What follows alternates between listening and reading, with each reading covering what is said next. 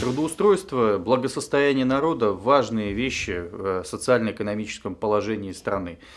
Не случайно 2018 год объявлен в Якутии годом занятости населения.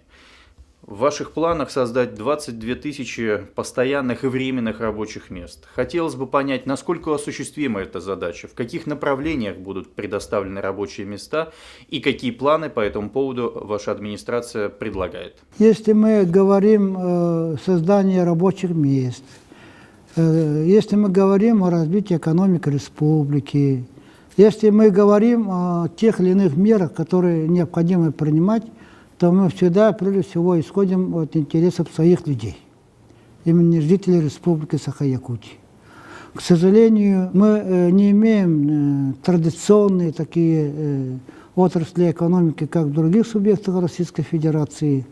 Ну, скажем, у нас есть горнодобывающая промышленность, нефтяная промышленность, которые раньше у нас не существовали. Когда эти отрасли появились, мы не смогли сразу сесть за определенные места рабочие и занять их.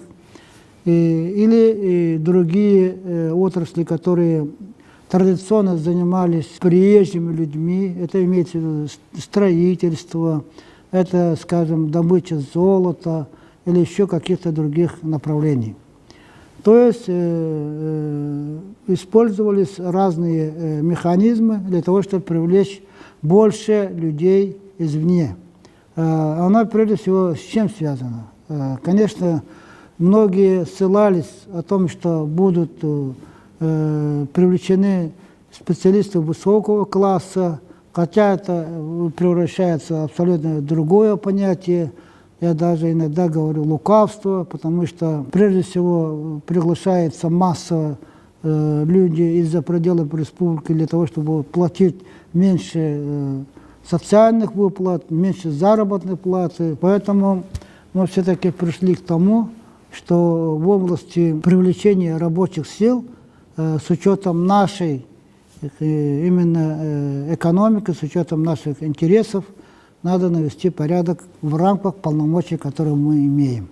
Что это означает? Это означает то, что мы сегодня приняли меры ограничения, привлечения иностранных рабочих сил на те рабочие места, которые уже могут иметь наши люди. Здесь порядок определенно уже наводится, и картина потихоньку, но меняется. И есть другая картина, которая сегодня связана тоже с привлечением иностранных рабочих на общестроительную работу, но здесь тоже были ограничения. То есть многие вещи мы все-таки будем регулировать. Кроме того, мы сегодня объявили 2018 год годом содействия занятости наших людей. Для этого что предполагается? Конечно, это прежде всего, насколько возможно, создать рабочие места промышленности и привлечь местные кадры. Для этого уже ведется очень большая организационная работа со стороны Государственного комитета по занятости. Совсем недавно встречались с руководством компании «Алроса» и, насколько возможно, пытались забить это Верхнеомунское месторождение, где большинство работающих должны быть местными. И руководство компании пошло навстречу. Вот таким образом мы будем, где промышленность развиваться и привлекаться, там будем своих людей толкать. Кроме того, есть другие формы, чтобы общественная занятость населения, особенно это касается сельской местности, этот механизм мы раньше использовали, и сегодня будем их расширять.